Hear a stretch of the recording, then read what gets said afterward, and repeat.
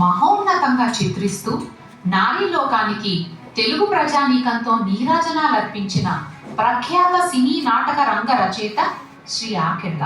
పురుషాధిక్య సమాజంలో నలిగిపోతున్న స్త్రీల అంతరంగాలను, ఆత్మక్షోభలను ఆవిష్కరించడానికే కలం పట్టిన శ్రీ ఆకెళ్ళ సూర్యనారాయణమూర్తి తూర్పు గోదావరి జిల్లా కాకినాడలో జానకి రామయ్య దంపతులకు జన్మించారు.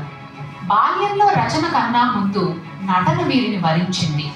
1960లో బాలరాముడి పాత్రతో వీరు రంగస్థల ప్రవేశం చేశారు.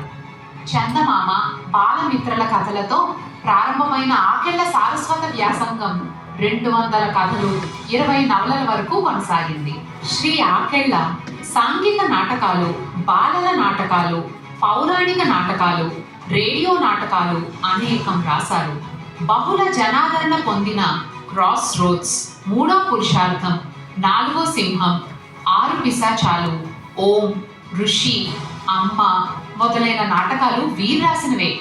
అల్లసాని పెద్దన, రాణి రుద్రమ, రాణా ప్రతాప్ వంటి చారిత్రక నాటకాలు కూడా వీరు రాశారు. కథ, నవల, నాటక రంగాలలో విజయవంతమైన ఆకెళ్ళ సినీ రంగంలోనూ చిరస్మరణీయమైన స్థాయిని అందుకున్నారు.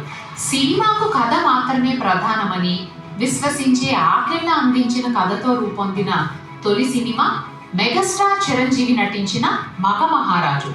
మధ్యతరగతి జీవితాల్లోని అనుబంధాలు, బాధ్యతలు, సంఘర్షణలు, సంక్షోభాలతో పెనవేసుకున్న కుటుంబ వాతావరణాన్ని ఇతివృత్తంగా తీసుకుని ఆకెళ్ళ నడిపించిన కథాకథన శిల్పానికి తెలుగు ప్రజానీకం జేజేలు పలికింది. కుమారరావు దగ్గర నీ ఉద్యోగం ఏమిటి?